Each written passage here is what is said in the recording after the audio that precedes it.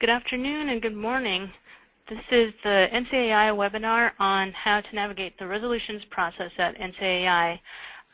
This is for helping us facilitate a unified voice for Indian country.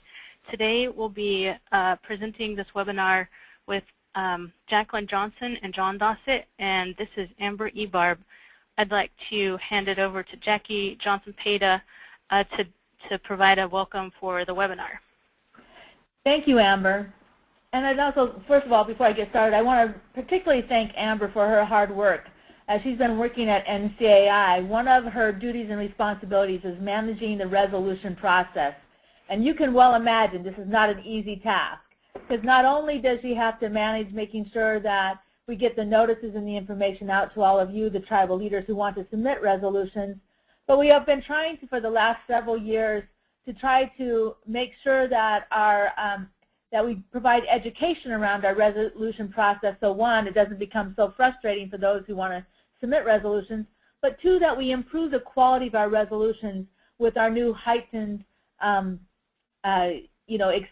exposure with Congress and the administration. And NCAI's resolutions get a lot of mileage. And then the other thing that is important is not only do you pass a resolution, we want to be able to make sure that everybody understands that these resolutions really do get worked, and there is not a black hole that they go in. And so at every single year, Amber leads the rest of the staff as we prepare a report that goes to our membership at the annual meeting to share with you what actions have been taken on the resolutions and certainly what successes have happened. I want to just take a few minutes before we get started, and Amber will be also assisted by John Dossett. John Dossett, of course, is our general counsel, and he has been with NCAI, one of the oldest staffers here at NCAI, which really is very helpful because that historical experience and knowledge to know about how an issue has, comes and goes within NCAI, and to be able to have that perspective is also very helpful with our resolutions. So let me just take a moment to talk about, just share a few things on the resolution, and then Amber has a very in-depth agenda, which I think will be helpful for all of you who are attending this webinar. So NCAI's, I try to urge tribal leaders when they're drafting their resolutions to think about this. NCAI's resolutions, they're drafted for an audience that is mostly members of Congress or members of the administration. And so sometimes when we draft resolutions, we're thinking about, ourselves or our tribal issues, but you want to be able to make sure that resolution really helps you get what you need out of an issue, but also helps market that issue so people will be interested and want to be compelled to want to do something to help support you with that issue. And in order to make that message clear, the resolutions have to be very clear, succinct, action-oriented, and they need to be able to make sure that a reader knows exactly what the issue is and what it is that you are asking for. So every time when I draft a resolution, I go back and I look at that resolution, whether it be a few minutes later or even a day later or days later, and I'll say, is this resolution, does it give me enough information but not too much information? And what do I mean by that is sometimes resolutions get drafted so that they are so lengthy and so in-depth that you lose the reader, particularly if they're political leaders. It's kind of like when we do our meetings on the Hill. I always urge tribal leaders to think about those sound bites, those talking points. Well, these resolutions really are about capturing enough of the historical background, making sure that you have those talking points or those sound bites, that those who you compel to want to take action can use them, those talking points, in promoting the issue, and then of course you're clear on the direction. So in the webinar today, we'll talk a little bit more about the NCAI's resolutions when it comes down to, what kind of things do you need resolutions on, and what kind of things are already covered in our policy statement. several years ago, we realized that there are overarching issues that NCAI will always advocate for. And we needed to make that really clear with our leadership and with, you know, and as issues come up in Congress or with the administration, so that even though NCAI doesn't have a resolution on an issue, it was really clear it's part of our purpose and part of our responsibility to advocate for that. So issues like around budget, which are constant every single year, we're advocating for more resources to go to our tribal communities. Those are all covered in our policy statement. There are other issues that we just do as part of our core business, day in and day out, and those are all covered in our policy statement, which means that we don't have to have regular resolutions to tell us what to do on those core issues. And today on the webinar, they'll talk a little bit about that policy statement and how that can guide you, because those issues are already addressed, and we don't need to have, on an ongoing basis, we don't need to have resolutions from one year to the next.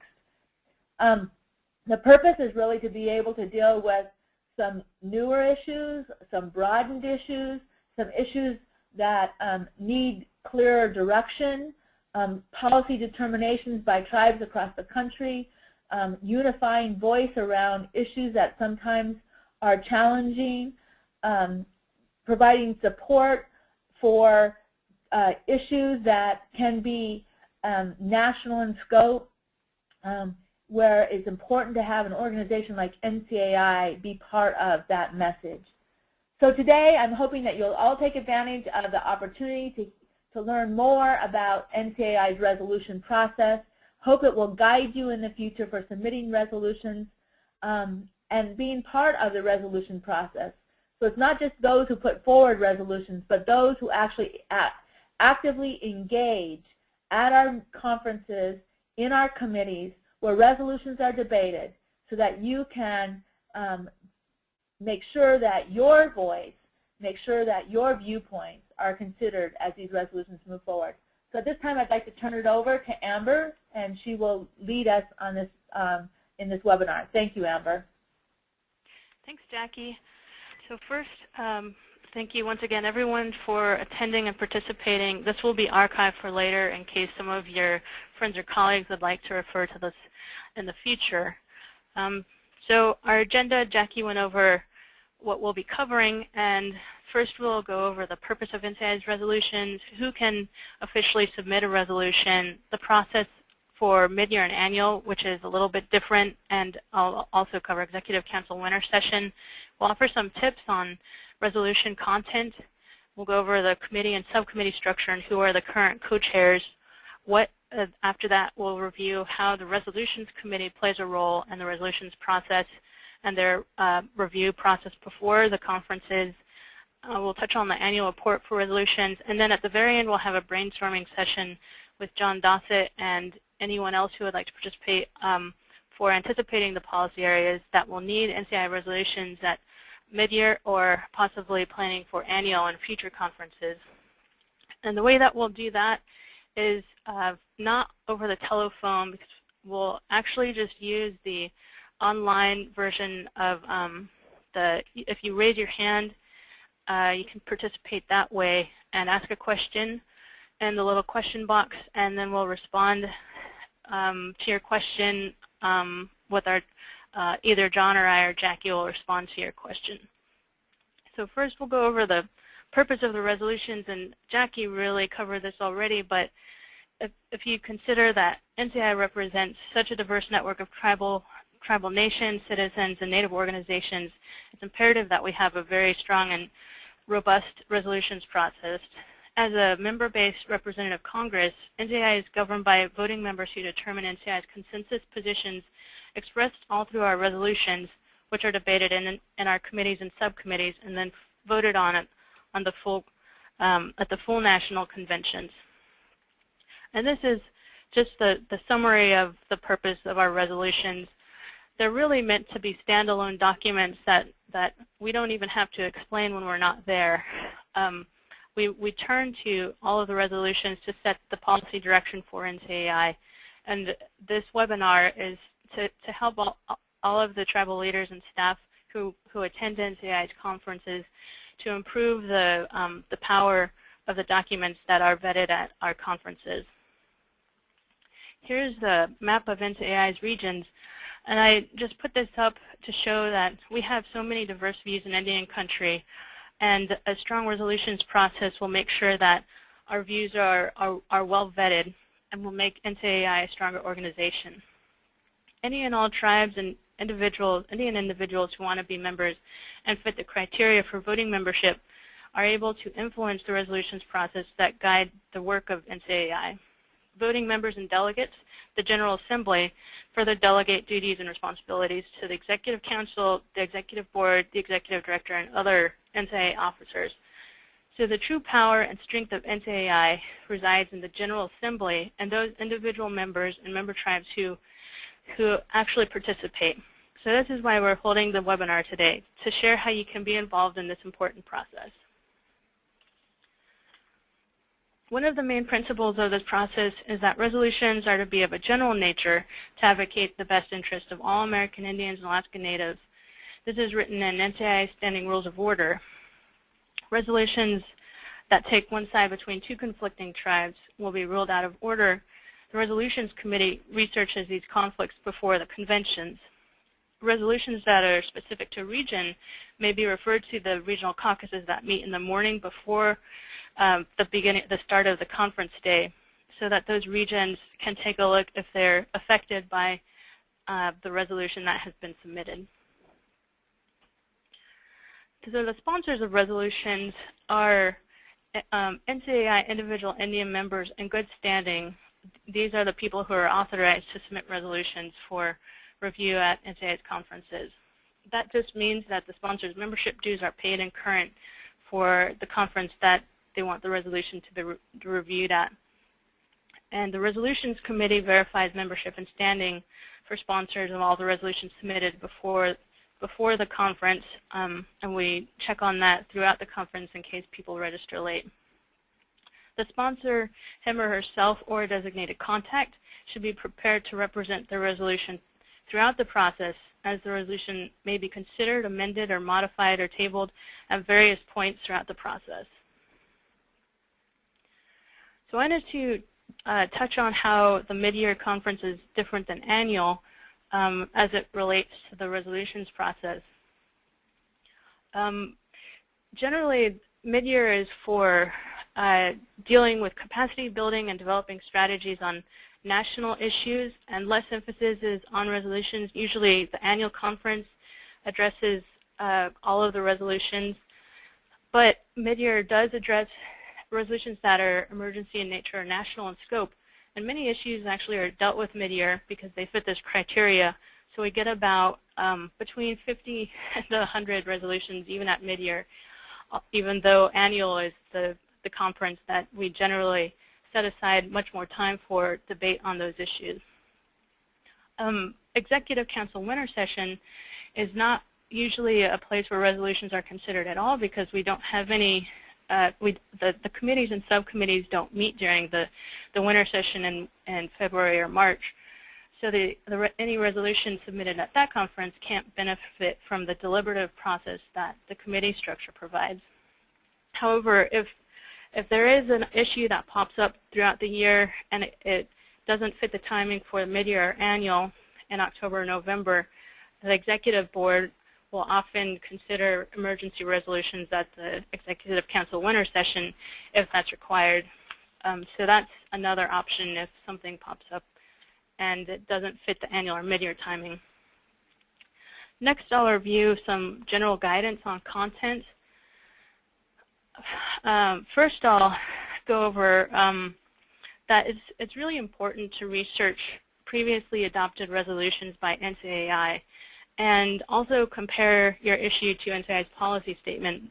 Jackie mentioned this earlier. The NCAI policy statement is very broad because we used to receive many duplicative resolutions on issues year to year on the same issues, but now with NCAI's policy statement adopted in 2002, that covers very broad issues such as budget and appropriations sorts of issues and general health, general education, general family and child welfare issues, but a lot of these issues require refined positions year to year, and so that's usually what our resolutions address.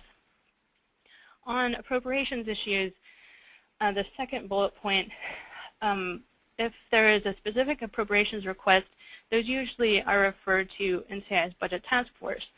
That's because funding recommendations can change year to year, and pinning ourselves down to one dollar figure in a resolution might not allow us the flexibility to advocate throughout the year.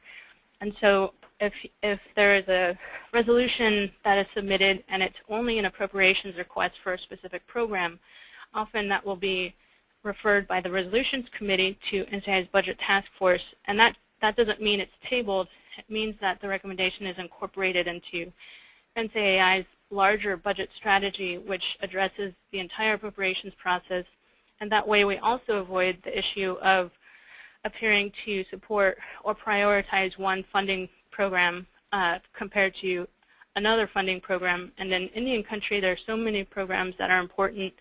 Regionally, they differ, or even from tribe to tribe, we don't want to appear to be prioritizing a program when it's just an issue of whether it was submitted as a resolution. This third bullet point is about how any resolutions that obligate the financial situation of NCAI are automatically referred to the Executive Committee. It could also, after the Executive Committee reviews it, it could be referred back to the committee or subcommittee for consideration, but we don't want to obligate the resources of NCAI without the board taking a look at that. The last 2 points is on the tone and length. Generally, it's really great if resolutions can be positive and convey a tone that is forward-looking, proactive, and solution-oriented. On length, we prefer that resolutions are only 2 pages. If a resolution needs more space, supporting documentation or appendix can be attached. And this is just because decision makers have such limited attention span. Anything more than 2 pages often isn't read, and we want the action statement of the resolve clauses to be read. Here is a screenshot of NCAI's resolution site on our webpage, and this is where you can look up any sort of issue that's in NCAI's resolutions database. This goes back to about 2003, and occasionally there will be tiny bugs with it, but it's pretty accurate most of the time. And if you can't find a resolution that you think probably passed in the past decade, you can always call NCAI staff and we can help look on our side through our folders and files to see if there's something that has already been adopted on it. But this is a very good resource. You type in the keyword and or the year, and you'll find all of the resolutions passed since 2003, either the adopted version or the title of a tabled resolution, and the committee, the subcommittee, the conference, the resolution number, and the sponsor. So next I'll go over the committee and subcommittee structure and how the resolutions committee plays a role. Here is the resolutions committee. The co-chairs are Juanita Attone and Sandra Eichelberg. Juanita is an institution at NCAI, and I'm sure if you've attended, you've met Juanita. She is the matriarch of the resolutions process and is really important for keeping us all in line. The executive committee liaisons are Randy Noka and Robert Shepard, and we also have former NCAI executive board members serving as volunteers for the resolutions committee, and that's Ron Allen and Juana Mahel. The NCAI executive board overall also participates in the review process. So once a resolution is submitted, the resolutions committee will take a look at the content and compare it to previous positions of NCAI, and will make suggestions to improve the resolution if necessary, and in consultation with the sponsor to improve the resolution. Common recommendations will address if the resolution is controversial or not, whether it's duplicative of previous resolutions, whether it's covered by NCAI's policy statement. and what subcommittee and committee is referred to. It will review the other content guidelines and compare it to see if it's in order or not in order on any issue. This is also where, if it's an appropriations issue, then the Resolutions Committee may refer it to the NCAI Budget Task Force. And if it has a region-specific issue at hand, then the Resolutions Committee will often refer it to a specific regional caucus for their input. Next is the general flow chart of NCAI's resolutions process, and this is posted online in case you need to refer to it. Just the timeline of when the Resolutions Committee reviews the submitted resolutions. After that, they'll be posted to the NCAI website, so everyone who will be attending the conference can review what is submitted. Generally, that's at least a week before the annual and mid-year conference, sometimes sooner. And then the resolutions are sent to the committee and subcommittee chairs. A notice is sent to all attendees that it's posted. Then at the actual conference, the committees and subcommittees address all of the resolutions, refer to them. And then the last opportunity for anybody to have input on NCAI's resolutions is the last day of the plenary session. This mid-year, it's on Wednesday, and during annual conferences, it's on the Friday in the morning. Here, the next slide is on the actual committee and subcommittee structure. This year at the Anchorage mid-year, subcommittees will meet on Monday at 4:15 to 6:15. They meet first. Sometimes during conferences, the full committees will meet and then break into subcommittees. But to save time, this year we're meeting with the subcommittees first, and then the full committees meet the next day on Tuesday. The standing committees and subcommittees are authorized to review and modify and recommend approval for any of the resolutions submitted. During consideration, the committee or subcommittee will work to achieve consensus. If an objection arises, an effort will be made to redraft the resolution to accommodate the objection. However, a vote may be taken if consensus cannot be reached on a policy question. When such votes occur, the tribal delegates show that they're properly credentialed to represent their tribe. The voting procedure generally is one vote for each tribe, but most of the time the committees and subcommittees just operate on consensus.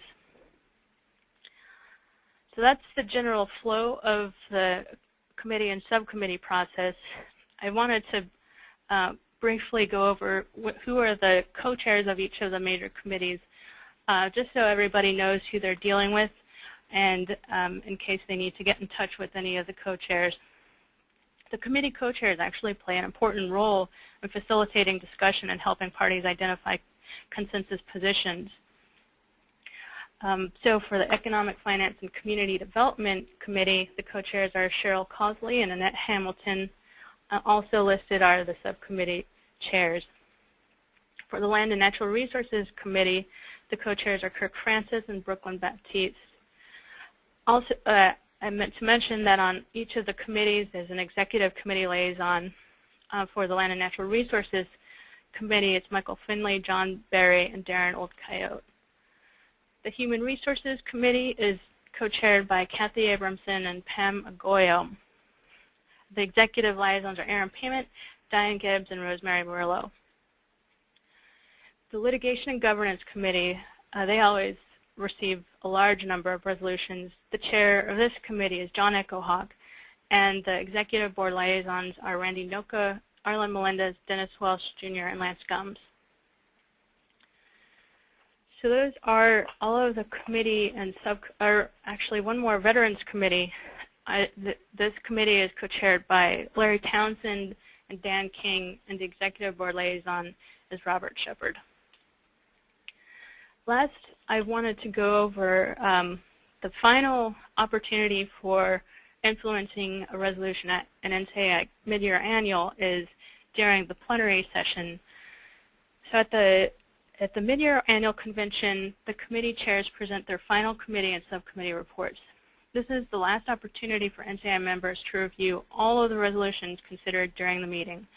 Much debate and deliberation has gone into reviewing the resolutions at this point, but it's the last chance for any tribes to modify or table any of the resolutions.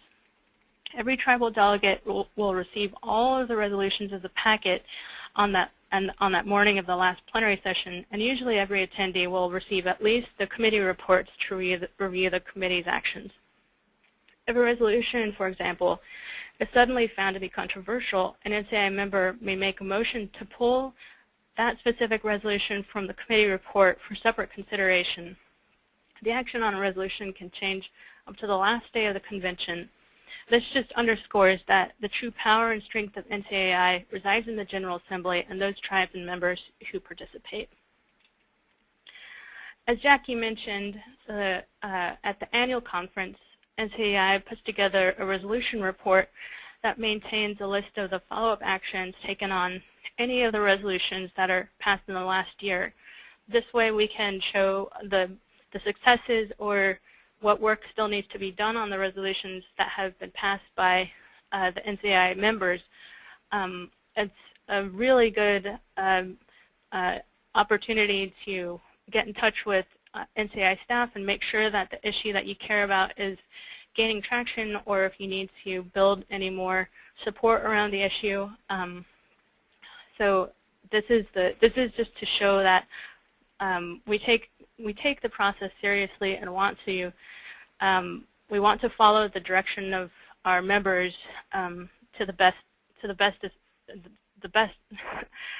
that we can, and be transparent in our successes. The last part of our webinar is about anticipating the future policy areas. So on the left in the black box, I put together a list of previous successes and the resolutions that were associated with them.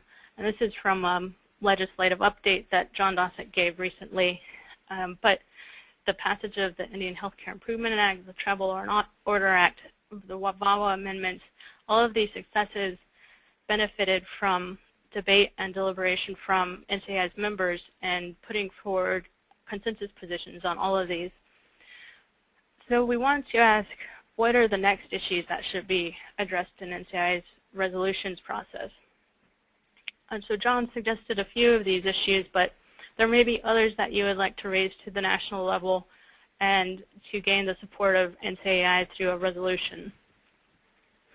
John, would you like to go over some of these issues and what resolutions we might want to consider? Sure. Thanks very much, Amber. You know, the resolutions, NCAI staff is located in Washington, D.C. We don't necessarily know all the issues that are happening in Indian country, and the resolutions process is one of the major ways that we learn about it. So I'd really, if there's an important issue that NCAI should consider, please submit a resolution. Here's some of the resolutions that I think, you know, may come up. We haven't seen them yet, but these are ideas and that we may need to work on to get resolutions developed for the mid-year. The first one is land to trust in Alaska. This is an enormous regulatory issue for tribes in Alaska, where the Department of Interior is now saying, yes, we can take land to trust in Alaska. Really a great piece of news. And I think it would be terrific if NCAI had a resolution in support of those new interior regulations. We're going to need to support those as they move forward. There's a tribal energy bill, H.R. 409. It looks very similar to an older piece of legislation, but it's a little bit different, and it might make sense to have a new resolution on this energy bill that a lot of tribes are very much in support of. Trust modernization, we're working on, David Mullen is working on some issues, and there's some legislation to improving the trust system. A resolution there might make sense. The buyback program, which is a part of the Cobell settlement, where the Department of Interior has $1.9 billion for the repurchase of fractionated Indian lands. Some tribes have been expressing frustration with the slow pace and the lack of information and their inability to get directly involved. So that's a possible topic. The Voting Rights Act, there's an amendment, there's a bill that would amend the Voting Rights Act to deal with the Shelby County Supreme Court decision. A number of tribes have expressed concerns about the legislation that their states are no longer in pre-clearance, so there's some new legislative ideas there. I'll mention a couple more. Tax extenders have expired. This is the tax credit for employment in Indian employment on reservation, and then the accelerated depreciation. Both of those expired at the end of 2013, and perhaps a resolution that asks for them to be permanently extended would be good. Dental health therapists, there's a lot of issues with that. I mostly just wanted to give kind of a range of examples, the types of things that we often have resolutions about, and see if there was any interest in these or in other topics. Please feel free to respond or raise your hand or whatever it is, and let's talk about what kind of resolutions that we may want at the upcoming meeting. If you have an idea, please let us know. Please just submit the resolution, but of course we'd be glad to help work on the resolutions as well. Thanks, John. That's it. Amber, anybody raising their hand? Yeah, there is one Sure. question from Sarah Jane Smallwood, I think. I'm going to try to unmute that line. Great. Sarah, or it looks like it was typed in. What happens if more than one person... Oh, are you there? I'm here. Oh, sorry. I wasn't sure whether I needed to type it in or whether I could ask. Either way works. And just as a reminder, just raise your hand, and if you can either type it in the box or I'll unmute your line. I just learned how to do that.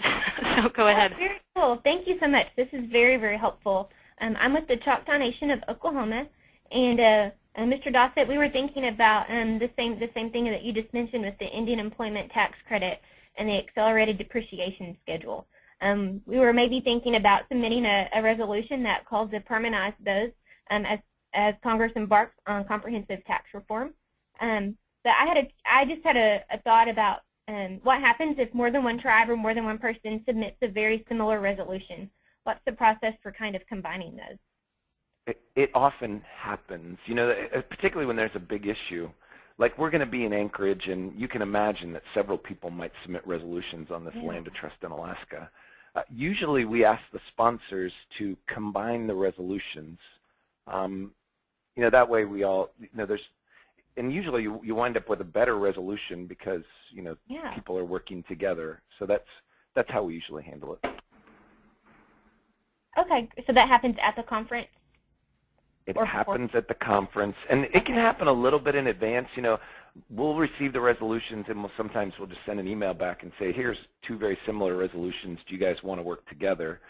But as long as you've submitted a resolution, you have a placeholder, and then it can be, you know, edited and amended. That's what the committee process is for. Okay. It's also possible to submit really just kind of even if you're not entirely sure of the issue, but you're just getting started on it, you can submit just kind of a general resolution and then work to improve it during the week of the conference. Okay, very cool. Thank you very much. Sure. I see there's another question from Johnny Beta Sr. So I'll unmute your line.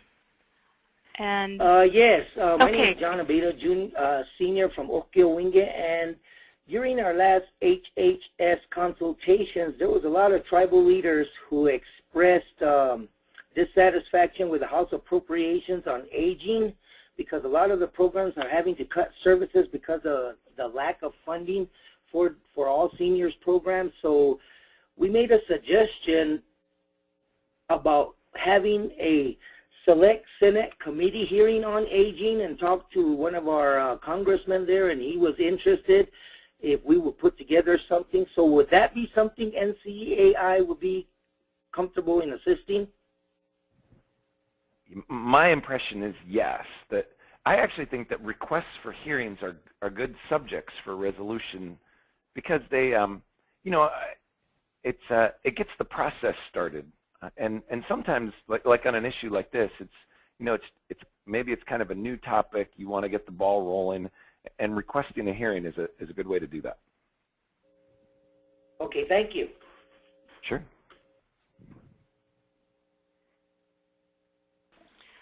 are there any other questions from participants on the webinar about issues or any other topic that we covered? Just raise your hand, and will take your question.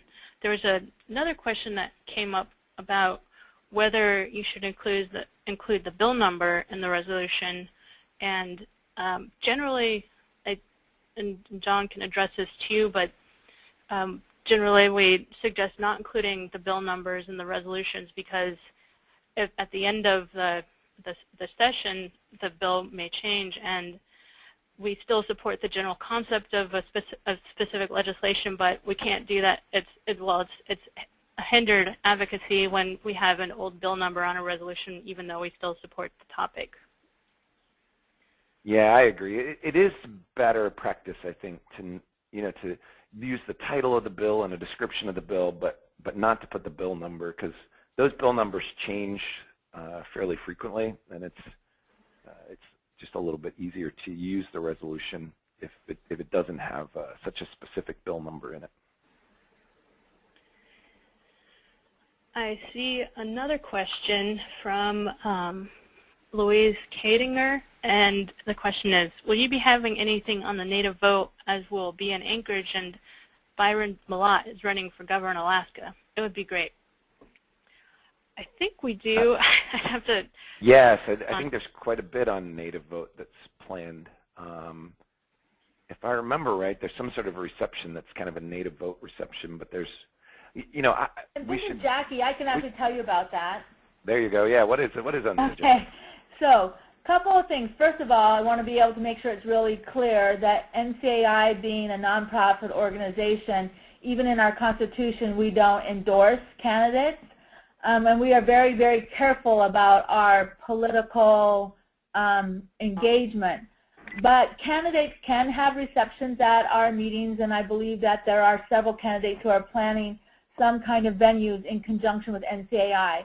We will, however, have the native vote training. Once again, this is the nonprofit arm, of NCAI. The native vote training, there will be one on Sunday, which is an actual training for volunteers. We'll be having representatives from Rock the Vote and State Voices. I believe that will be there. And we'll also have a breakout session on native vote. So if you go to our website, www.ncai.org, you can see the native vote venues that will be happening at our meeting. We're probably going to have a native vote rally event too, which will be an evening event, which might not be listed in the agenda right now, but it will be happening. And we'll send out another broadcast before mid-year focusing in on our native vote event. So please make sure that you're registered for our native vote. And thanks, Louise. Hi. So that's all I have to say about native vote. All right. Any more questions, Amber? I don't see any questions online. Oh, there looks like another one from Sarah Jane Smallwood. So I'll unmute that line. Hi. Hi. Sorry, I have one more question, and this is probably a pretty basic one. But for how long are the resolutions the policy of NCAI once they're passed? They are basically they're perpetual unless otherwise designated. So it's okay. Possible within the resolution to say that this is good for this year and that's all. And some of them do that, but generally they last forever until they're modified by some future resolution. Okay, thank you.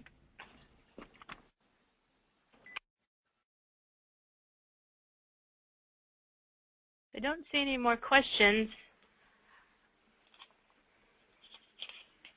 So I think we could wrap up unless there are any last points anyone has to add. We're always available to answer any of your questions outside of this webinar and leading up to the resolutions deadline, which is this Friday. And I forgot to include that if you the resolutions are that there is a template and a submission form, and all of those are on our website for download in case you haven't seen it yet. And email that to me at aebarb@ncai.org, and it will get into the process as long as we get it by the deadline. And if you need a few days, just let us know. Generally, though, if a resolution is late, it's sent to the executive committee to determine if it should go forward or not. And the board will meet the day before the conference starts, and we'll review any last late resolutions and determine if it meets the requirements, and then can go forward after that. So that is the last little bit for this resolutions webinar. John, do you have anything else before we sign off? No, that's it. We're really looking forward to reading your resolutions, and so you can tell us what to do. So please submit resolutions, and we'll see you in Anchorage. Thank you, everyone.